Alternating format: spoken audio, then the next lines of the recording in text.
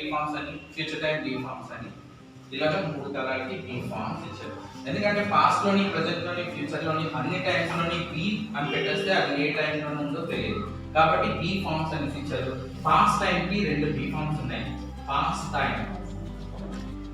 Time B forms ఏంటి అని అంటే was, verb, okay, was verb, was verb. I, he, she, it తోటి verbs use చేయమన్నారు. we, you అంటే ప్లూరల్ ఇవన్నీ కూడా వీటితోటి వర్బ్ యూజ్ చేయమన్నారు. Okay, clear?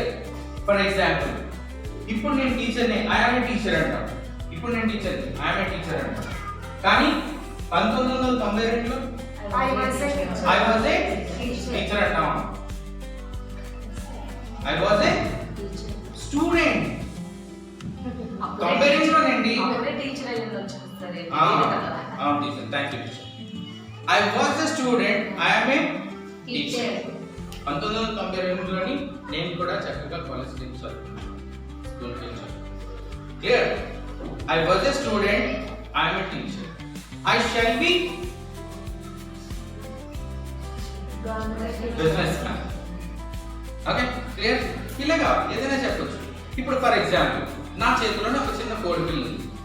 టీచర్ కట్ చేసి టీచర్